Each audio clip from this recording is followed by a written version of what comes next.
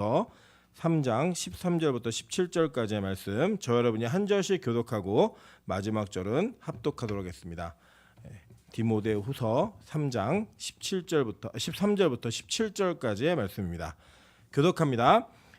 악한 사람들과 속이는 자들은 더욱 악하여져서 속이기도 하고 속기도 하나니, 그러나 너는 배우고 확신한 일에 거하라. 너는 내가 누구에게서 배운 것을 알며 또 어려서부터 성경을 알았나니 성경은 능히 너로 하여금 그리스도 예수 안에 있는 믿음으로 말미암아 구원에 이르는 지혜가 있게 하느니라.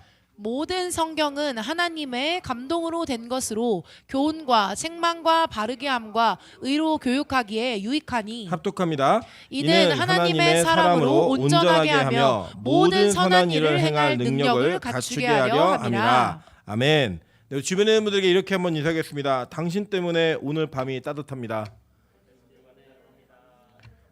네, 용상님 이거 좀 한번 치워줄까요? 이거 보면 되죠. 네. 오늘 이제 목요 예배가 원래 기존에는 우리가 소선지서를 중심으로 계속 공부해 왔는데, 제가 기도하면서 준비한 내용 가운데 2023년도에는 이 목요일 예배를 기초 교리 교육을 좀 해야겠다. 그래서 예수님을 처음 믿은 분들과 기존에 믿고 있었지만 그것이 다 정리가 안 돼 있는 분들에게 이런 것들이 정리됨으로 말미암아 자신의 믿음을 정확하게 표현할 수 있고 누군가에게 설명할 수 있는 믿음이 우리 안에 정리되었으면 좋겠다라는 기대감을 가지고 교리 교육을 오늘 시작하는 첫 시간입니다. 그래서 이 교리 교육에 대한 내용들을 쭉 이해하다 보시면 어떤 내용들이 되면 이런 겁니다. 뭘 외워야 된다, 뭐 기억해야 된다 이렇게 생각하지 마시고요. 교리라고 하는 것 자체, 즉 신학이라고 조금 더 폭넓게 얘기하면 신학이라는 것 자체는 우리의 신앙을 어떻게 표현해야 할 것인가라고 하는 그런 과정 속에 생겨진 것입니다. 그래서 신앙이 우선인데 내가 믿는 것들이 무엇인지, 그리고 이것을 어떻게 표현해야 되는지, 이것은 믿는 자나 믿지 않는 자나 동일하게 접근해야 되는 방식이기도 하고, 또 그것의 어떤 열매로서 얻어진 것이 교리입니다. 그래서 이 교리에 대한 부분들을 함께 나눔으로써 여러분이 무엇을 믿고 있는지도 정리하시고, 처음 신앙을 갖는 분들은 내가 이런 것들을 믿어야지만 그리스도인이 되는구나 라고 하는 것도 다시 한번 기억하셔서 이런 것들이 제대로 잘 정리됨으로 말미암아 어떠한 악한 자들과 속이는 자들의 유혹에도 넘어가지 않을 수 있는 견고한 신앙이 우리 안에 잡혀지기를 주님의 이름으로 축원합니다. 자, 그런 차원에서 먼저 기독교는 아주 특별한 종교입니다. 왜 특별한 종교냐? 다른 것이 아니라 하나님께서 기독교는 경전이라고 하는 것을 주셨는데 그 경전이 바로 성경입니다. 그리고 이 성경을 우리 그리스도인들은 뭐라고 부르냐면 특별 계시라고 부릅니다. 특별 계시. 근데 이 특별 계시는 어떻게 여러분 이해하시면 되냐면 특별한 계시이기 때문에 특별한 기간에만 우리에게 주어진 내용들이에요. 그래서 여러분이 받는 예를 들면 기도하다가 이렇게 하나님의 음성을 들을 수도 있고, 또 설교를 듣다가 저거는 내 말씀이다 이렇게 깨닫는 것도 있을 수 있어요. 근데 그거를 우리는 계시라고 부르지 않습니다. 그걸 뭐라고 그러냐? 성령의 조명이라고 합니다. 그래서 성령께서 계시 속에서 우리에게 주시는 조명이다라고 이해하시면 돼요. 그런데 이 성경은 특별 계시라고 따로 분류되어지고 따로 구분되어짐으로써 이 성경 자체가 다른 계시들보다 더 특별한 계시적 위치를 갖는다라고 보시면 됩니다. 그래서 이것은 무슨 내용이냐면 하나님께서 우리에게 특별한 목적을 가지고 정해놓으신 그 계획과 사람을 통해서 우리에게 주신 하나님의 말씀이라는 거예요. 그래서 이것은 뭘 이해하는 거냐면 이 특별한 계시는 하나님을 이해하기에 충분한 계시이고, 그리고 이 계시를 이해하는 것이 하나님을 올바로 이해할 수 있는 유일한 방법이다라고 보시면 됩니다. 물론 하나님은 성경보다 더 큰 분이에요. 그래서 이 성경 안에 있는 모든 내용들이 하나님을 다 설명할 수 없습니다. 그러나 우리 인간은 하나님을 다 이해할 수도 없는 존재예요. 왜냐? 우리는 피조물이고 그분은 창조주이시기 때문에. 그래서 우리는 우리의 이성과 우리의 경험으로서 하나님 전체를 다 이해할 수는 절대 없습니다. 절대. 그렇기 때문에 하나님께서는 이 성경이라고 하는 특별한 계시를 우리에게 허락하심으로 말미암아 이 특별한 계시를 통하여서 하나님을 충분히 알게 하셨고, 그 충분히 알게 하시는 그 계획 속에 구원의 계획을 넣으셨다는 거예요. 그래서 이 계획을 온전히 이해하는 자들은 하나님의 특별한 계시 속에서 어떤 은혜를 체험하냐면 구원의 은혜를 체험하게 되어 있습니다. 그래서 우리의 모든 신앙은 이 특별한 계시인 성경을 절대로 넘어설 수 없고, 그 계시의 영역을 우리가 침범할 수도 없다라는 겁니다. 그러니까 무슨 말이냐면 이런 거예요. 예를 들어서 여러분이 하나님으로부터 계시를 받는 응답 같은 그런 뭘 받았어요. 음성을 들었어요. 그런데 내용이 뭐냐면 오늘부터 너는 하나님을 섬기지 말고 다른 것들을 섬겨라. 돈을 섬겨라. 뭐 명예를 섬겨라. 뭐 이런 것들을 얘기하신다. 그럼 이게 뭐예요? 악한 마귀의 음성이에요. 예. 이 계시는 그러니까 우리가 어떤 응답을 받든 그 응답은 성경을 넘어설 수 없어요. 예. 그래서 이 이단들이나 사이비들은 다 자기들이 성경을 연구하다가 뭔가 특별한 걸 보았다, 들었다 이렇게 얘기하거든요. 그래서 그들이 주장하는 건 성경보다 내가 만난 그 특별한 것들이 이 성경을 넘어선다라고 얘기하는데 절대 그럴 수 없습니다. 우리 그리스도인들은요, 진정한 기독교인들은 성경의 권위를 절대 넘어서지 않습니다. 그래서 이 성경을 어떻게 이해하고 있느냐, 그리고 이 성경을 어떻게 믿느냐가 너무나 중요한 개념임을 여러분 먼저 상기하셔야 됩니다. 그래서 제가 오늘 특별하게 이제 학습지 같은 간지를 나눠드렸는데 이 간지에다가 제가 이렇게 빈칸도 넣어놓고 막 그랬어요. 여러분 그걸 보시면서 채워가시면서 그 안에서 내가 기억해야 될 내용들을 반드시 기억하셨으면 좋겠습니다. 자, 먼저 우리 성경은 66권으로 되어져 있습니다. 그 66권으로 되어진 성경은 구약이 39권이고 신약이 27권이에요. 물론 이 39권과 27권을 구분하는 것도 교회가 결정한 겁니다. 그래서 교회의 결정에 따라 구분되어졌는데 이 39권과 27권의 66권을 사람들은 정경이라고 부릅니다. 정경은 이제 영어로는 캐논이라고도 부르고 이게 헬라어, 히브리어, 라틴어 다 똑같아요. 근데 이 뜻이 뭐냐면 기준, 이 중요한 기준이 되다라고 하는 그 뜻입니다. 기준. 그래서 이 정경은 그 교회가 성령의 감동에 의해 선택함으로 말미암아 이것이 기준이라는 거예요. 이걸 넘어가면 잘못된 거고 요 안에 있으면 올바른 거다라고 하는 그 기준을 정하는 그 기준으로서 정경이 선택되어진 것입니다. 그리고 이 성경은 도대체 어떤 목적으로 우리에게 주어지고 성경이 우리에게 어떻게 이용되고 사용되고 있는가 한번 보도록 하겠습니다. 디모데후서 3장 15절부터 17절입니다. 오늘 읽은 본문이 다시 한번 볼게요. 또 어려서부터 성경을 알았나니 성경은 능히 너로 하여금 그리스도 예수 안에 있는 믿음으로 말미암아 구원에 이르는 지혜가 있게 하느니라 라고 얘기했어요. 자, 너로 하여금 누구로 말미암아? 그리스도 예수 안에 있는 믿음으로 말미암아 뭐에 이른대요? 구원에 이르는 지혜가 있게 하느니라 라고 얘기합니다.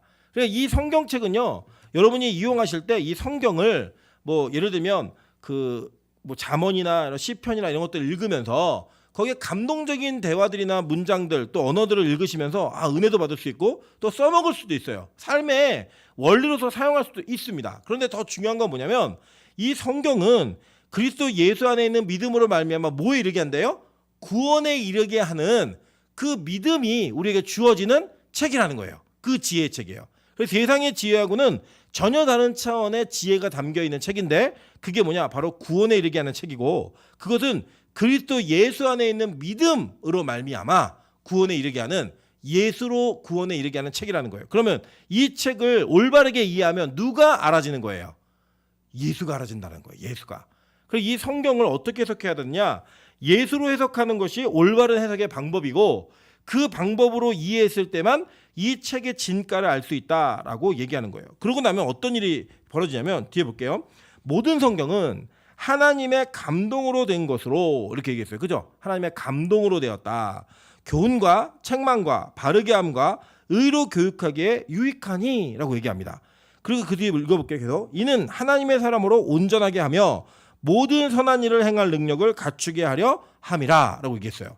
자, 그러니까 지금 보세요. 교훈과 책망과 바르게 함과 의로 교육하기에 유익하다라고 얘기했어요. 교육한다는 건 목적을 향해서 이게 교육이 되어지고 그 목적을 향해 나아가는 거죠. 교육을 받는 사람과 하는 사람의 목적은 동일해요. 우리가 예를 들면 수학과외를 왜 하죠? 수학 점수를 잘 받기 위해서. 영어과외를 왜 하죠? 영어 점수를 잘 받기 위해서 하는 거예요. 그런데 이 성경은 교훈과 책망과 바르게 함과 의로 교육하기에 유익하다라고 얘기했습니다. 그럼 이건 뭐로만 가능한 거냐면 예수로만 가능한 전제들이에요. 그러니까 이 책을 가지고 그 당시에 윤리와 도덕과 뭐 이런 것들을 가르치는 것이 아니라 그것은 역시 예수로 말미암아 가능한 성화의 영역인 거예요. 그리고 이 성화의 영역조차 누구로 인해 가능하다? 예수로 인해 가능한데 그래서 이 책은 뭐의 감동으로 쓰였다고요? 하나님의 감동으로 쓰였다는 거예요. 자, 이것도 중요합니다. 왜 중요하냐면 이 감동으로 쓰였다는 이야기를 어떻게 이해하셔야 되냐면 하나님은 성경을 40여 명의 저자를 통해서 기록하셨어요. 이 66권의 책을.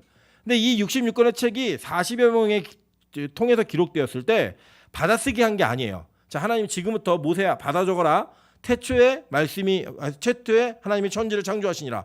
이렇게 받아 적은 게 아니라 모세가 가지고 있었던 인격과 경험과 성품과 모든 교육적 능력들을 하나님 다 활용하셔서 기록한 거예요. 그래서 그 책별로 시대가 다르고 환경이 다르고 또 그 개인 쓴 사람의 영역이 달라요. 그러나 중요한 것은 뭐냐? 이 그 주체가 누구다? 하나님의 감동으로 되어졌다는 거예요. 감동. 그래서 성경은 우리 인간이 가지고 있는 지혜와 이성으로 기록한 책이 아니라 하나님의 감동에 의해서 기록된 책입니다. 그래서 원저자는 누구예요? 성령님이에요. 성령께서 기록한 책이라는 거예요. 이 책은.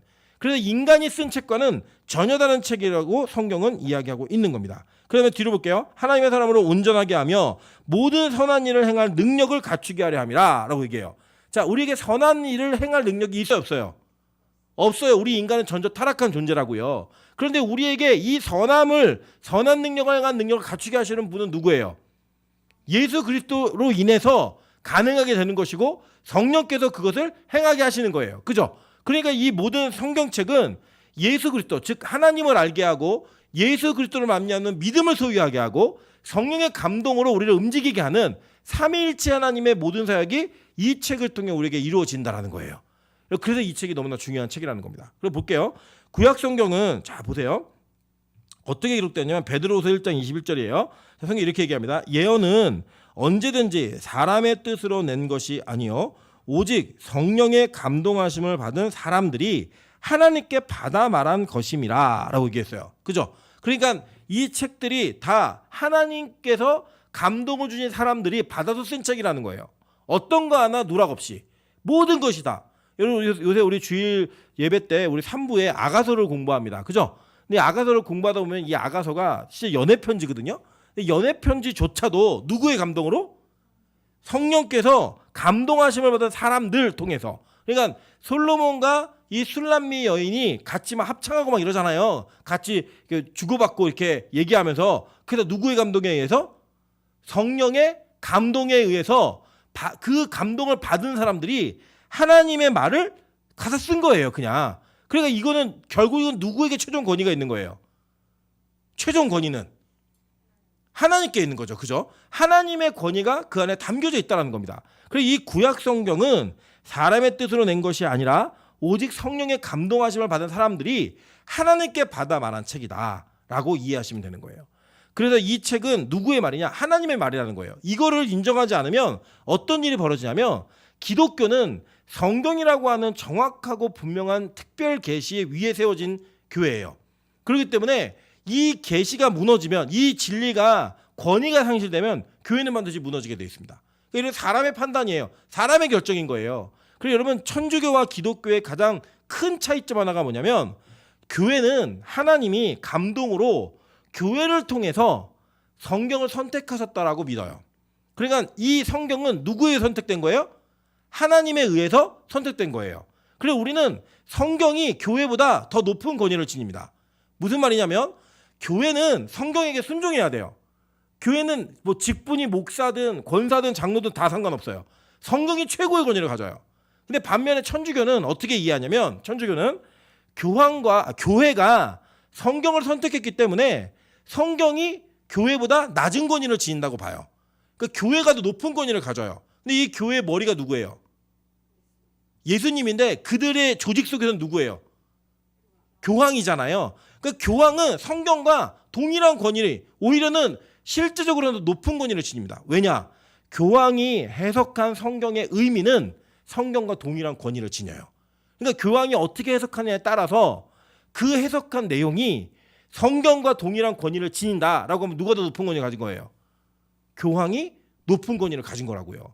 이게 천주교와 기독교의 아주 결정적인 차이를 낳는 출발점이에요. 출발점. 이 성경을 어떻게 대하고 있는가? 성경을 무엇으로 이해하고 있는가? 이게 너무나 중요한 차이점이라는 거예요. 그리고 여러분 교회는요. 성경이 최고의 권위를 갖습니다. 주일학교 학생이 성경이 이렇게 말하고 있는데요. 그러면 목사, 장로, 권사 할 것 없이 다 순종해요. 주일학교 학생이 순종하는 게 아니라 뭐에 순종한다고요? 성경에. 왜요? 이게 하나님의 말씀이기 때문에 이렇게 하는 거예요. 그리고 이것을 성경은요 내적으로 증거하고 있습니다. 그 증거들 좀 보도록 할게요. 자, 민수기 36장 13절입니다. 우리 다 같이 한번 읽어보겠습니다. 시작. 이는 여리고 맞은편 요단과 모압 평지에서 여호와께서 모세를 모세를 통하여 이스라엘 자손에게 명령하신 계명과 규례니라라고 얘기해요. 자, 여기 보니까 이 요단과 모압 평지에서 여호와께서 모세를 통하여 이스라엘 자손에게 명령하신 명령과 계명과 규례니라라고 얘기했죠. 그러니까 하나님이 직접 말씀하신 게 아니라 누굴 통해서? 모세를 통해서 이스라엘 자손에게 명령하셨다라고 얘기합니다. 그죠? 그러니까 사람을 통해 얘기하신 거예요. 자, 그러면 이건 모세의 명령이에요? 하나님의 명령이에요? 하나님의 명령이라는 거예요. 성경이 이미 내적으로 그걸 증거하고 있다는 겁니다. 그리고 민수기, 신명기, 뭐 그 앞에 있는 출애굽기, 레위기, 창세기, 이 모세오경 전체가 다 모세가 쓴 책이죠. 근데 이 모세가 모두 쓴 책이 다 누구로부터 받아 말한 거예요?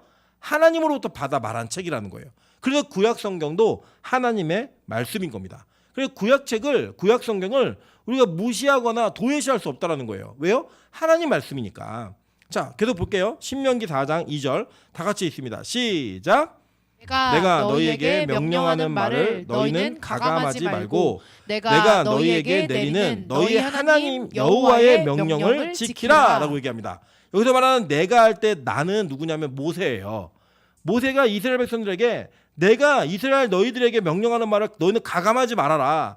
모세가 너희에게 이스라엘에게 내리는 너희 하나님 여호와의 명령을 지키라라고 얘기하면서 모세도 내가 말하는 것이 내 말이 아니라 누구의 명령이라는 거예요? 하나님의 말이라고 이야기했다라는 거예요. 그래서 성경에 그건 모세가 얘기한 거니까 나는 무시할 수 있어. 실제 모세가 말한 건 무시하셔도 돼요. 근데 이 모세가 누구에게 받아 말한 거는 하나님께 받아 말한 건 무시할 수 없다는 거예요. 여러분 예전에 그 어렸을 적에 장난 중에 이런 장난 학교에서 많이 치시거든요.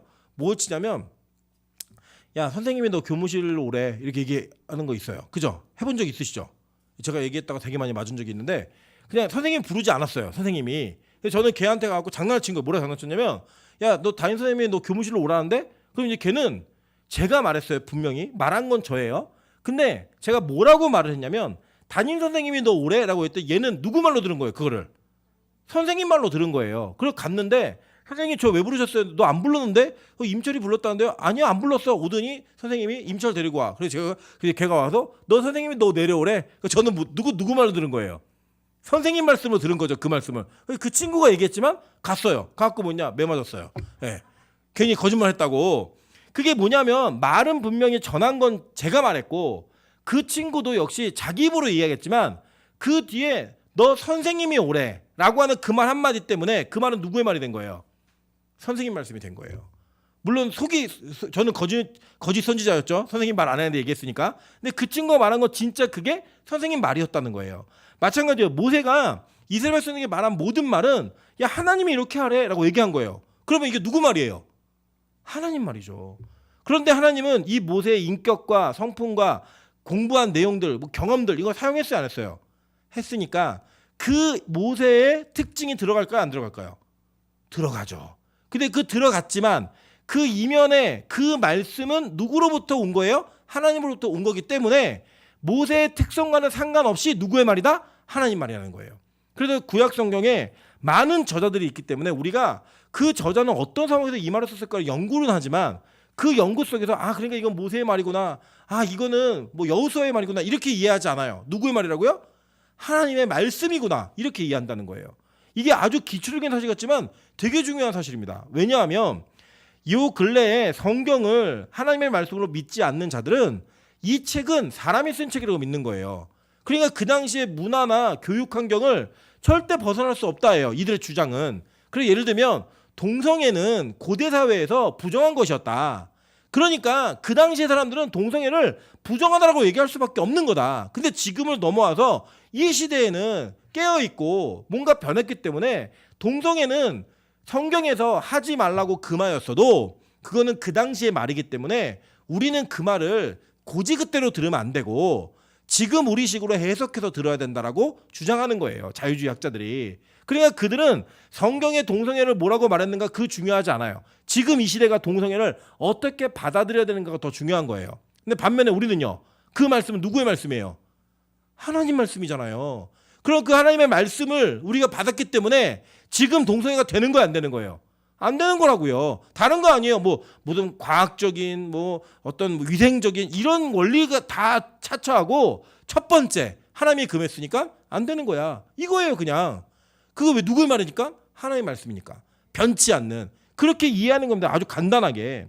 자, 볼게요. 여호수아 24장 26절부터 28절입니다. 다 같이 읽겠습니다. 시작. 여호수아가 이 모든 말씀을 하나님의 율법책에 기록하고 큰 돌을 가져다가 거기 여호와의 성소 곁에 있는 상수리 나무 아래 세우고 모든 백성에게 이르되 보라 이 돌이 우리에게 증거가 되리니 이는 여호와께서 우리에게 하신 모든 말씀을 이 돌이 들었음이니라. 그런즉 너희가 너희의 하나님을 부인하지 못하도록 이 돌이 증거가 되리라 하고 백성을 보내어 각기 기업으로 돌아가게 하였더라. 아멘.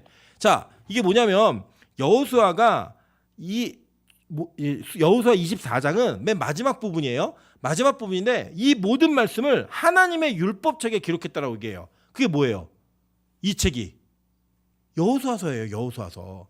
다 이걸 율법책에 기록하고 큰 돌을 가져다가 거기 여호와의 성소 곁에 있는 상수리 나무 아래 세우고 얘기하는 거예요. 돌을 크게 세워놓고 봐라. 모든 백성에게 이 돌이 우리에게 증거가 되는데 이는 여호와께서 우리에게 하신 모든 말씀을 이 돌이 들었다예요. 자, 그게 뭐냐면 여호와께서 하신 말씀을 여호수아가 대신 얘기하고 그걸 다 기록한 거예요. 그 기록한 거를 돌 옆에 갖다 세우면서 얘기한 게 뭐냐면 이 돌이 증인이라는 거예요. 왜 증인을 세웠느냐? 자, 돌이 세월이 지나도 가장 안 변하는 것 중에 하나죠. 돌이 그냥 우리 그 설악산에 가면은 흔들바위가 있으시잖아요. 네, 흔들바위가 있으신 게 아니라 있죠. 흔들바위가. 그걸 계속 밀어도 안 넘어가고 그 자리에 계속 있는 거잖아요, 지금. 네, 그걸 저희 어렸을 때도 보고 막 계속 보는 거예요. 또 하나 안 변하는 게 뭐냐? 동요가 안 변하더라고요. 제가 명수 형제한테 그런 얘기 했어요. 명수야, 다른 거 복잡하게 음악 작곡하려 하지 말고 이 동요 하나만 히트 치면 된다. 평생 먹고 산다. 내 생각해보니까 곰 3마리가 한 집에 있어. 이거는 나 어렸을 때도 불렀는데 지금 찬수도 부르고 있고 찬이도 부르고 있다. 40년이 넘도록 계속 부르고 있는 노래는 곰 3마리가 한 집에 있어. 이거예요. 안 변하는 거. 이걸 증인으로 세운 거예요. 그게 뭐예요? 돌을 세워놓고 율법책과 함께 그 돌을 증인으로 세우는 거예요. 이 변하지 않는 말씀이라는 거예요. 그리고 그 율법책이 지금 우리에게 온 성경인 거예요. 성경. 그 돌은 여지껏 서 있어요. 어딘가에. 그 서 있고 그 돌 자체가 우리에게 변치 않는 증인이 된다. 증거가 된다라고 얘기하고 있는 겁니다. 그래서 이렇게 얘기해요. 그런데 너희가 너희 하나님을 부인하지 못하도록 이 돌이 뭐가 된다? 증거가 되리라 라고 얘기합니다. 그러니까 하나님의 말씀이 변한다는 거예요? 안 변한다는 거예요? 안 변하는 거예요. 절대 변하지 않습니다. 그러니까 여러분, 세대주의자들은 이 성경이 해석이 그 구원의 방식이 시대별로 변했다고 얘기해요. 아니요, 성경 절대 그렇지 않습니다. 성경은요, 전에나 후에나 구약이나 신약이나 모든 것이 다 동일한 믿음으로 반응하게 하나님 말씀하셨고, 구약 시대에 말씀하신 하나님은 신약 시대도 동일하게 말씀하셨어요. 그분은 변치 않으신 분이기 때문에 절대로 구약과 신약이 다를 수가 없다라는 거예요. 그래서 예수님도 구약을 율법을 이게 파괴하러 온 사람, 폐하러 온 자가 아니라 완성하러 왔다라고 이야기하셨습니다. 그게 너무나 중요한 사실인 거 기억하셔야 됩니다. 그래서 이 구약 성경이 그렇게 증거되고 있는 거예요. 자, 그런데 이 구약 성경은 도대체 어떻게 형성되었는가? 이거는요, 명확하진 않아요. 그런데 두 가지는 정확해요. 하나는 유대인들의 전승에 의하면 이 구약 성경이 형성되는 데 있어서 에스라의 역할이 컸다는 거예요. 첫 번째는. 그 두 번째는 그 AD 90년에 얌리아라고 하는 종교회의에서 이 사람들이 구약 성경 39권의 목록을 정리합니다. 자, 그래서 그 에스라 7장 11절을 보면요, 여호와의 계명의 말씀과 이스라엘에게 주신 율례 학자요 학자 겸 제사장인 에스라에게 아닥사스다 왕이 내린 조서의 초본은 아래와 같으니라 라고 얘기합니다. 자, 이게 뭐냐면 좀 오래 띄워놓으세요. 이렇게 기록하신 분도 계시니까. 자, 여호와의 계명의 말씀과 이스라엘에게 주신 율례 학자요 학자 겸 제사장인 에스라. 그 에스라는 율법 학자예요. 그 이 에스라가 다시 포로 귀환을 할 때 몇 차 때 귀환하냐? 2차 포로 귀환 때 귀환을 합니다. 1차는 수룹바벨이 대장, 2차는 에스라가 대장이에요. 근데 이 에스라가 와가지고 한 일이 뭐냐면 그 율법학자로서 자기가 외우고 있었고 가지고 있었던 모든 성경을 집대성했다라고 유대 전승에 전달이 돼요. 그래서 그때 당시에 이렇게 정리한 성경이 22권이다라고 얘기를 합니다. 근데 이 왜 22권이면 39권과 차이가 있잖아요. 근데 왜 차이가 있냐면 이 당시에 유대인들은 그 우리가 흔히 얘기하는 열왕기상하, 사무엘상하 이런 거를 한 권의 책으로 봤어요. 우리는 분리했잖아요. 이거를 그 두 권으로 보잖아요. 열왕기상하 그러면 상권, 하권. 근데 이거 한 권씩이에요. 그리고 에스라, 느헤미야 이 책도 원래 유대인들은 한 권으로 봐요. 이 책을. 그래서 이것을 그 이런 식으로 선지서도 호세아도 하나 이렇게 정리가 되면서 이게 한 권씩 두 권으로 지금 두 권으로 돼 있는 책들이 한 권 한 권 되면서 22권인데 그 내용은 똑같아요. 39권과. 그러니까 분류를 어디서 나누었는가 이 차이점이에요. 자, 그래서 지금의 현재 유대인들은 우리하고는 동일한 구약 성경을 가지고 있지만 다른 분류를 좀 합니다. 그래서 제가 이제 도표를 하나 넣어드렸는데 간지해 보시면 유대교는 토라라 그래서 모세 오경을 토라라고 하는 율법서로 불러요. 그래서 이 토라는 모세 오경, 창세기부터 신명기까지, 창세기, 출애굽기, 레위기, 민수기, 신명기까지가 이 토라라고 불려지고요. 그 다음에 이제 느비임이라고 하는 예언서로 분류합니다. 그래서 보면은 자, 우리는 여호수아가 역사서잖아요. 역사서. 근데 유대인들에게는 여호수아는 전 예언서예요. 전 예언서. 그래서 여호수아, 사사기, 사무엘서, 사무엘상하, 열왕기서, 열왕기상하 이거는 전 예언서라고 불립니다. 전 예언서. 그리고 후 예언서는 뭐냐? 이사야, 에레미야, 에스겔, 호세야, 요엘, 아모스, 오바댜, 요나, 미가, 나움, 하박국, 스바냐, 학개, 스가랴, 말라기 이게 후기 예언서예요. 그러니까 이 사람들은 역사서에 구분 없이 다 이들도 다 예언자라고 보는 거예요. 예. 선지자들의 글 이렇게 얘기할 때는 이게 다 들어가는 거예요. 그리고 난 다음에 케투빔이라고 하는 책을 또 한 거는 구분합니다. 이 케투빔이라는 책은 뭐냐면 시편, 욥기, 잠언서, 룻기, 아가서, 에레미야, 에가, 전도서, 에스더, 다니엘, 에스라, 느헤미야, 역대기 이게 케투빔이에요. 그래서 이 내용들은 우리가 갖고 있는 구약 성경의 목록과는 조금 다르지만 성경의 구성은 똑같아요. 네. 그래서 이제 이게 구약 유대인들의 성경이었어요. 구약 성경의 목록. 지금 기독교는 모세오경, 역사서, 시가서, 선지서 이렇게 나누죠. 이게 어떻게 나누게 되었냐면 그 전승과 출발은 이 히브리어 성경을 헬라어 성경으로 번역하는 70인경이 있어요. 이걸 LXX라고도 부르고 세프트아진트라고도 부르는데 이 70인경으로 번역을 할 때 구분을 모세오경, 역사서, 시가서, 선지서로 나누었습니다. 그 지금 여러분이 가지고 계신 성경은 모세오경, 역사서, 시가서, 선지서 이렇게 나눠져 이 성경은 70인경을 기준으로 나눠진 거예요. 이건 어떻게 분류했냐? 문학적 분류를 한 거예요. 문학적 분류. 예. 이게 이제 차이가 좀 있습니다. 그러나 똑같은 성경이에요. 그래서 이것은 90년 AD 90년 얌니아 회의 때 구약 성경의 목록이 결정이 되었어요. 자, 그런데 이 구약 성경과 신약 성경 어떤 차이가 있냐? 이걸 좀 보셔야 돼요. 자, 이거는 좀 설명을 들으세요. 구약 성경이 원래 예수님 시대에 성경에 지금 여러분이 가지고 있는 이 책에 성경책에 기록된 성경은이라는 단어는 다 뭘 얘기하는 거냐면 구약 성경을 얘기하는 거예요. 그리고 신약 성경은 언제 써졌냐? 자, 신약 성경은 언제 써졌냐면 예수님이 승천하신 이후에 쓰진 책들이에요. 다. 그 특별히 여러분이 신기하게 여기시겠지만 이 사복음서는 서신서들보다 훨씬 더 늦게 써졌어요. 왜 늦게 써졌냐면 이랬던 환경이 있습니다. 예수님이 올라가시면서 그 승천하실 때 이 그 제자들이 예수님 올라가신 거 봤잖아요. 천사들이 뭐라고 했냐면 주님이 너희가 올라간 걸 본 그대로 다시 오신다라고 얘기를 했어요. 그리고 예수님이 심지어는 자기가 다시 오는 것을 이 중에 보는 자도 있을 거라고 얘기를 하셨어요. 그러니까 이들은 어떻게 오해를 했냐면 하나님이 예수님이 다시 우리가 살아있는 동안에 오시겠구나. 그래서 그들은 기록물을 남길 생각하지 않았어요. 그러니까 막 복음 전해 다닌 거예요. 그냥 복음 전해 다녔는데 시간이 계속 지나면서 그렇게 예수님의 승천을 보았던 모든 사람들이 죽기 시작한 거예요. 부활과 승천을 경험했던 자들이 늙어서 죽고 핍박당해 죽고 고난당해 죽고 뭐 이런 일이 벌어진 거예요. 그래서 그들이 깨달은 거예요. 이게 지금 우리가 생각하는 이때가 다시 오시는 그때가 지금이 아니라 주님이 정하신 때구나. 이걸 안 거예요. 그래가지고 그들이 후에 이걸 기록하기 시작합니다. 예수님에 대한 행적들을. 그래서 그 예수님의 행적은 이 서신서들보다 더 늦게 기록이 돼요. 그래서 어쨌든 이게 나중에 기록되는 책들이기 때문에 구약 성경보다 신약 성경은 한참 뒤에 기록이 되어집니다. 근데 이 간격을 메꾸는 키가 있어요. 그게 뭔가 한번 보도록 할게요. 자, 누가복음 24장 44절부터 48절 다 같이 있습니다. 자, 시작. 또 이르시되 내가 너희와 함께 있을 때 너에게 너희에게 말한 바 곧 모세의 율법과 선지자의 글과 시편에 나를 가리켜 기록된 모든 것이 이루어져야 하리라 한 말이 이것이라 하시고. 잠깐만요. 여기까지 볼게요. 자, 지금 보면은 지금 모세의 율법, 선지자의 글, 그리고 시편이라고 얘기하는 거는 아까 여러분이 보았던 모세 오경, 토라, 느비임, 케투빔을 다 얘기하는 거예요. 그죠? 이해되시죠? 네.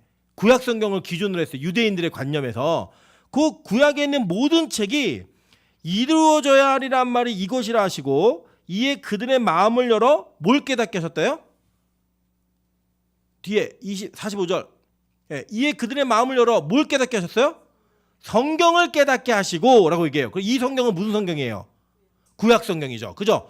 구약 성경을 깨닫게 하셨는데 그 뒤에 하신 말씀 보세요. 또 이르시되 이같이 그리스도가 고난을 받고 제3일에 죽은 자 가운데서 살아날 것과 부활이죠. 예수님 십자가와 부활, 또 그의 이름으로 죄사함을 받게 하는 회개가 예루살렘에서 시작하여 모든 족속에게 전파될 것이 기록되었으니 라고 얘기해요. 성령의 오순절 강림이죠. 그죠?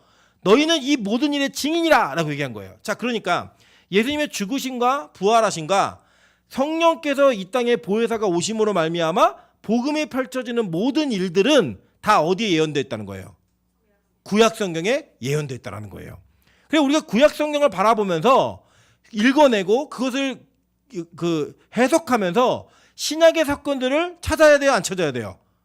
찾아야 되는 거예요. 그래야지만 올바르게 성경을 이해하는 거라는 거예요. 왜냐? 예수님이 그걸 직접 해주셨거든요. 모세의 율법, 선지자의 글들, 시편에 나를 가리켜가는 게 모든 게 다 나를 가리켜 얘기하고 있다. 구약 성경이 그걸 해석해 주시는 거예요. 그리고 이것은 신약 성경과 구약 성경의 신약과 구약 성경의 연결고리가 누구다? 예수 그리스도인 거예요. 그래서 그리스도 중심으로 해석을 해야지만 신약과 구약이 올바르게 연결될 수 있다. 이거예요. 자, 그러면 신약 성경은 어떻게 만들어졌는가 한번 보도록 할게요. 히브리서 1장 1절부터 2절입니다. 읽겠습니다. 시작. 옛적에 선지자들을 통하여 여러 부분과 여러 모양으로 우리 조상들에게 말씀하신 하나님이, 자, 이거는 구약의 하나님을 얘기하는 거죠. 그죠? 근데 이 구약 성경을 쓰게 했던 하나님이 이 모든 날 마지막에는 누구를 통하여? 아들을 통하여 우리에게 말씀하셨으니 라고 얘기합니다. 그러니까 이 신약 성경도 아들인 예수 그리스도를 통하여 누구에게 말씀하셨다는 거예요? 우리에게 말씀하신 거예요. 그러니까 이게 바로 무슨 책이 된 거예요? 신약 성경이 되는 거예요. 신약 성경이 기록되어진 힌트, 원리를 여기서 힌트하고 있는 거예요. 자, 그래서 이 아들은 만유의 상속자로 세우시고 또 그로 말미암아 모든 세계를 지으셨느니라 라고 얘기합니다. 자, 그래서 구약 성경보다 신약 성경에 예수가 더 명확하고 분명히 드러나는 이유가 바로 이건 거예요. 구약에서는 하나님이 선지자들과 여러 부분과 여러 모양으로 조상들에게 말씀하셨다는 거예요. 그 뭐예요? 그림자들. 그런데 신약 성경에는 누굴 통해서? 예수를 통해서 말씀하셨다. 그래서 신약 성경에는 누가 더 명쾌하게 나와요? 예수가 실제로 더 명쾌하게 제시되어 있는 거예요. 그래서 사복음서, 서신서, 뭐 그 역사서인 사도행전, 계시록 이런 것들을 쭉 보면 거기에 다 예수가 노골적으로 나오잖아요. 그래서 그런 거예요. 그래서 그러니까 구약 성경이 더 저급하고 열등한 계시가 아니라 동일한 계시인데 구약은 선지자들과 여러 부분과 여러 모양을 통해 말씀하신 내용이 예수 그리스도를 향해 말씀하고 있는 거고 신약은 그 아들을 통해 직접 얘기하신 것이 기록되어 있다라고 보시면 되는 겁니다. 자, 요한복음 16장 12절부터 13절을 보도록 할게요. 시작. 내가 아직도 너희에게 이를 것이 많으나 지금은 너희가 감당하지 못하리라. 그러나 진리의 성령이 오시면 그가 너희를 모든 진리 가운데로 인도하시리니 그가 스스로 말하지 않고 오직 들은 것을 말하며 장래일을 너희에게 알리시리라 라고 얘기했어요. 자, 그러니까 지금 이런 거예요. 예수님이 내가 니들에게 할 말은 진짜 많은데 너희가 그거 다 감당 못해. 감당 못하고 이게 지금 그래서 내가 말을 아끼는 거야. 더 말을 못해. 그런데 진리의 성령님이 오시면 너희를 모든 진리 가운데로 인도하신다는 거예요. 그 성령님께서. 그러면 그가 스스로 말하지 않고 들은 것을 말하고 장래일을 너에게 알리겠다라고 얘기한 거예요. 그러니까 이것도 들은 것을 말한다. 누구에게 들은 걸 말하는 거예요? 하나님께 들은 걸 성령께서 말씀하신다는 거예요. 그래서 그걸 우리가 알고 말하고 깨닫게 한다는 거예요. 그럼 이건 성경에 기록된 원리하고 같아요, 안 같아요? 같잖아요. 모든 성경은 하나님의 감동으로, 성령의 감동으로 기록된 거잖아요. 그러니까 그게 동일한 권위를 지니는 거예요. 그래서 잘 보세요. 사도들, 이 성경은 사도성이 있어요. 뭐냐? 사도들에 의해서 기록된 책이에요. 그럼 여러분 이게 누가는 사도 아니었는데요? 맞죠? 누가 사도 아니었어요. 근데 이 누가는 바울을 대필한 사람이에요. 예. 그죠? 마가는요. 누굴 대필했어요? 베드로를 대필했다고요. 그러니까 이런 거죠. 예를 들어 우리 명수 형제가 글을 써야 되는데 그 눈이 안 보이니까 글을 못 쓰잖아요. 그래서 대신 누구한테 써달라는 거예요. 용성아 나 글 좀 써줘. 그리고 이 명수 형제가 막 이렇게 얘기한 거 글이 아니라 악보를 그려줘. 얘기한 거예요. 그것대로 악보를 그렸어요. 용성 형제가. 그게 누구의 악보예요?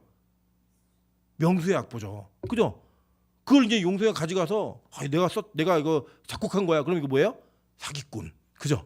이거는 명수 형제의 곡이란 말이에요. 그것처럼 이 마가나 누가는 사도들의 말들을 받아 전달한 전달자들이에요.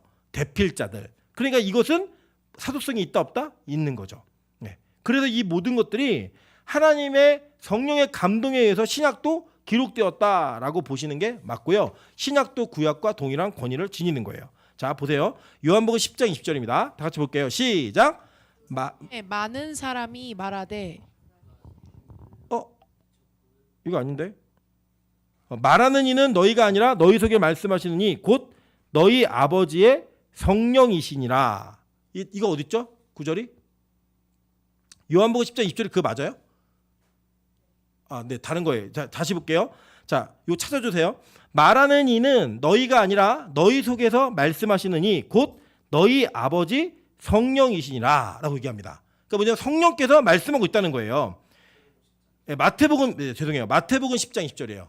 마태복음 10장 20절. 네, 읽겠습니다. 시작. 말하는 이는 너희가 아니라 너희 속에서 말씀하시는 이 곧 너희 아버지의 성령이시니라 라고 얘기해요. 그러니까 이 사도들이 말하는 것들은 너희들이 말하는 게 아니라 누가 말씀하시는 거예요? 성령께서 말씀하시는 거다라고 얘기하는 거예요. 그래서 사도들의 글들이 성경이 될 수 있는 권위가 주어지는 거예요. 자, 계속 볼게요. 에베소서 2장 19절부터 22절입니다. 다 같이 읽겠습니다. 시작. 그러므로 이제부터 너희는 외인도 아니요 나그네도 아니요 오직 성도들과 동일한 시민이요 하나님의 권속이라. 너희는 사도들과 선지자들의 터 위에 세우심을 입은 자라. 잠깐 여기 볼게요. 너희는 사도들과 선지자들의 터 위에 세우심을 입은 자라. 이게 뭐예요? 구약 성경이죠. 그죠? 그리고 신약 성경과 구약 성경을 같이 동시에 얘기하는 거예요. 사도들의 터, 구약 신약 성경, 그리고 선지자들의 터, 이거 뭐예요? 구약 성경을 얘기하는 거예요. 거기서 세우심을 입었는데 그리스도 예수께서 친히 모퉁이 돌이 되셨느니라. 그의 안에서 건물마다 서로 연결하여 주 안에서 성전이 되어가고 너희도 성령 안에서 하나님이 거하실 처소가 되기 위하여 그리스도 예수 안에서 함께 지어져 가느니라 라고 얘기합니다. 그래서 이 교회가 세워지는 데 있어서는 신구약에 동일한 성령의 감동에 의해 기록된 말씀들이 교회 안에 역할함으로 말미암아 그 위에 뭐가 세워졌다는 거예요? 교회가 세워졌다는 거예요. 그래서 우리 기독교회는 뭘 근간으로 하고 있다? 네, 성경, 말씀을 근간으로 하고 있다. 그 말씀은 구체적으로 얘기하면 구약 성경과 신약 성경을 근거로 세워졌다라고 보는 거예요. 자, 그럼 베드로전서 5장 12절부터 13절 볼게요. 자, 시작. 형제로 아는 실루아노로 말미암아 너희에게 간단히 써서 권하고 이것이 하나님의 참된 은혜임을 증언하노니 너희는 이 은혜에 굳게 서라. 택하심을 함께 받은 바벨론에 있는 교회가 너희에게 무난하고 내 아들 마가도 그리하느니라. 자, 볼게요. 이 베드로가 이제 이 글을 근거로 학자들이 뭐라고 하냐면 베드로는 헬라어를 제대로 쓸 수 없는 사람이었다라고 이야기해요. 그 당시에는 이제 유대인들이 주로 그 쓰는 말들은 아람어였어요. 아람어는 어디였냐? 시리아 언어예요. 그래서 이 아람어는 예를 들어 여러분 잘 아시는 단어 중에 달리다굼 있죠. 에바다 이게 다 아람어예요. 엘리 라마 사박다니 이거 다 아람어예요. 근데 그 당시에 쓰는 용어는 아람어였지만 공식 문서는 다 뭘로 썼느냐? 다 코인의 헬라어로 썼어요. 근데 이 베드로는 코이넬라어 자체가 굉장히 접근하기 어려운 글이었기 때문에 문자였기 때문에 베드로는 그 글을 쓸 수 없었다라고 보여지는 게 맞아요. 그래서 베드로가 베드로 전서를 기록할 때 누구 보고 되필하라고 얘기했냐면 실루아노에게 되필하라고 얘기한 거예요. 얘기해주면 너 이거 받았어. 얘기하면 이런 거죠. 뭐 예를 들어 우리 교회에 영어 잘하는 자매가 있고 형제가 있는데 제가 한글로 설교하는 걸 영어로 다 받아 적어 얘기하는 거예요. 그걸 팍 받아 적어갖고 영미권에 전달하는 거죠. 이런 식으로 전달했다는 거예요. 그럼 이건 누구의 글이에요? 베드로의 글이죠. 베드로가 말했으니까. 말한 걸 그냥 받아 적은 것 뿐이니까. 그래서 이 성경이 때때로는 그 베드로의 학문 수준에서 이거 기록할 수 없을 것 같은데 이런 글들이 있어요. 근데 그거는 기록할 수 없지만 대필자가 있었기 때문에 가능했다. 그러나 이것도 역시 누구의 감동으로? 성령의 감동으로 이루어진 책이다. 이거 보는 거예요. 자, 그래서 잘 보시면 이렇게 기록된 신약 성경은 어떻게 구분되었는가 잘 보시면 돼요. 자, 그 당시에 구약 성경은 결정돼 있었어요. 어느 정도. 그런데 이 신약 성경은 성경이라고 불려지는 것이 어려운 시대였어요. 왜냐? 책들이 워낙 많았고 글들이 워낙 많았으니까. 그래서 도대체 어떤 것은 성령의 감동이고 어떤 건 성령의 감동이 아니냐 이걸 가지고 교회가 수없이 많은 시간 동안 모여 회의를 했고 기도하면서 그 27권을 선택한 거예요. 그게 언제냐? AD 397년 카르타고 종교회의. 카르타고는 지역이에요. 지역. 이 카르타고라고 하는 지역에서 종교회의가 있을 때 이 종교회의는 어떤 걸 의미하냐면 전 세계 교회가 다 모인 거예요. 전 세계에 있는 모든 교회가 다 모여가지고 야 우리가 이 구약처럼 신약 성경도 정경을 선택해야 되는데 그 정경을 선택을 하자. 그래서 그 27권을 선택한 게 바로 오늘 여러분이 가지고 계신 27권이에요. 마태복음부터 요한계시록까지. 그리고 이거 결정된 다음에 카르타고 종교회의에서 선언을 합니다. 무슨 선언을 하느냐? 정경으로 승인되지 않은 것은 어떤 것도 교회 안에서 읽혀지지 않아야 한다라고 얘기했어요. 자, 그러면 여러분 그 위경이나 외경이 있거든요. 자, 잘 구분하셔야 돼요. 위경은 뭐냐? 위경은 그러니까 가짜예요. 위작이에요. 그러니까 위경은 우리가 볼 가치가 있어요, 없어요? 없어요. 근데 외경은 뭐냐? 그 당시 초대교회 때 읽혀지던 글들인데 정경으로는 채택받지 못한 책들이에요. 예를 들면 대표적으로 이 외경에는 뭐가 있냐면 에녹서가 있어요. 에녹서. 자, 에녹서에는 뭐가 기록되어 있느냐? 여러분이 잘 아시는 하늘의 천사가 세 그룹이 있었는데 루시퍼와 미가엘과 가브리엘에 의해서 3분의 1, 3분의 1, 3분의 1이 있었다. 그런데 이 루시퍼가 하나님을 찬양하는 직무를 맡았던 천사였는데 그가 하나님처럼 되고 싶어갖고 반란을 일으켜서 전쟁을 일으키다가 쫓겨나갖고 이 땅에 내려와서 그의 졸개들과 함께 내려온 게 루시퍼, 사탄의 우두머리와 그 사탄의 졸개들, 마귀들이다. 이렇게 얘기하는 거 들어보신 적 있죠?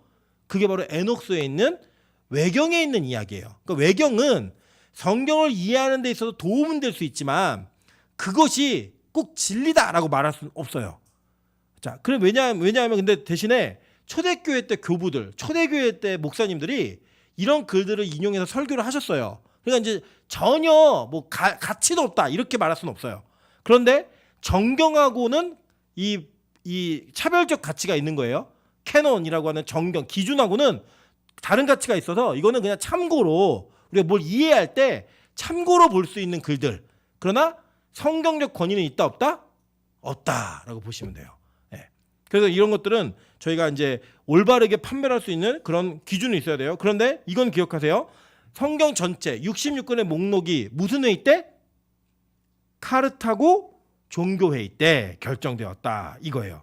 자, 그러면 이 성경이 그렇게 결정되어서 교회를 통해 우리에게 주어진 거잖아요. 근데 주어진 것이 어떤 유용성이 있고 어떤 의미가 있는가 이게 너무나 중요한 거예요.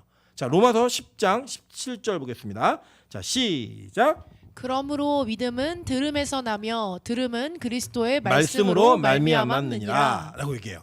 자, 그러니까 믿음이 생기는 데 있어서는 성경을 들어야 돼요. 들어야지 그 들음이 우리의 믿음을 나오게 한다는 거예요. 자, 보세요. 원초적으로 신학적으로 믿음은 하나님으로부터 주어지는 거예요. 그래서 그 믿음이 내 안에 쑥 들어오는 거는 내 결정이 아니에요. 그래서 그게 쑥 들어오는 건 내 결정이 아닌데 그 믿음이 있는 자들은 뭘 확인해야 되냐? 그 믿음이 주관적 믿음으로 옮겨져야 돼요. 근데 그 과정은 뭐로 일어나느냐? 하나님의 말씀을 들으면서 내가 믿는 게 무엇인지를 알게 되는 거고, 내가 이걸 진짜 믿는지 안 믿는지를 알게 되는 거예요. 자, 예를 들면 우리 내일 모레가 부활절이잖아요. 이 부활이 역사적 사건이에요. 실제 있었던 일이라고요. 근데 그 실제 있었던 일이 어떤 이들에겐 믿어지기도 하고 어떤 이들에게 안 믿어져요. 교회 오래 다녔는데도 안 믿어지는 사람이 있어요, 진짜로. 그리고 어떤 이들은 교회는 안 다니는데 믿어지는 사람들이 있어요. 이게. 그러면 그게 누구에게 진짜 믿음이 있는 걸까요? 이 부활이 믿어지는 이가 진짜 믿음이 있는 자인 거예요. 교회 출석하는 게 진짜 믿음이 아니라. 그래서 우리가 믿음을 확인하기 위해서는 뭘 해야 되냐면, 내가 믿음이 없는가 있는가 확인할 때 너무 고민하지 마세요. 그냥 성경을 읽으면서 다 믿어지면 믿음이 있는 거예요. 안 믿어지면 믿음이 없는 거예요. 확실해요. 이거는 확인되지 않는 것은. 자, 그래서 요한은 요한복음을 기록하면서 내가 이 요한복음, 성경이죠, 성경 정경을 기록하는 이유와 목적이 뭔지를 너무 정확하게 밝혔어요. 볼까요? 자, 읽습니다. 요한복음 20장 30절부터 31절입니다. 시작. 예수께서 제자들 앞에서 이 책에 기록되지 아니한 다른 표적도 많이 행하셨으나 오직 이것을 기록함은 너희로 예수께서 하나님의 아들 그리스도이심을 믿게 하려 하며 또 너희로 믿고 그 이름을 힘입어 생명을 얻게 하려 함이니라 라고 얘기했어요. 그러니까 성경에 우리 사용의 목적이 뭐냐면, 이 성경은 그걸 읽다 보면 예수님이 하나님의 아들 그리스도 메시아임을 믿게 하기 위해서 이 책을 내가 썼다는 거예요. 목적이 그거예요. 그리고 예수님의 기적은 수없이 많은데 그 많은 것 중에 내가 선별해서 7개 기록했어. 근데 그 7개는 다 이 예수가 구약에 약속되어진 메시아라는 것을 증거하기 위해서 내가 쓴 거고, 너희가 이걸 믿으면, 이걸 읽으면 그게 믿어져, 이 얘기를 한 거예요. 그러면 그 믿음의 결과는 뭐예요? 또 너희로 믿고 그 이름을 힘입어 뭘 얻는데요? 생명인 영생을 얻게 하려 함이니라 라고 얘기하는 거예요. 즉 이 성경은 이런 과정을 통해 역사 속에서 우리에게 전달이 되었는데, 전달되어진 이 성경책은 우리가 예수 그리스도가 메시아임을 믿게 하는 그 목적과 또 그것을 믿음으로 말미암아 우리로 하여금 영생을 얻게 하려는 생명을 주는 목적이 있다는 거예요. 그 관점으로 이 책을 대하시고 보셔야 되는 겁니다.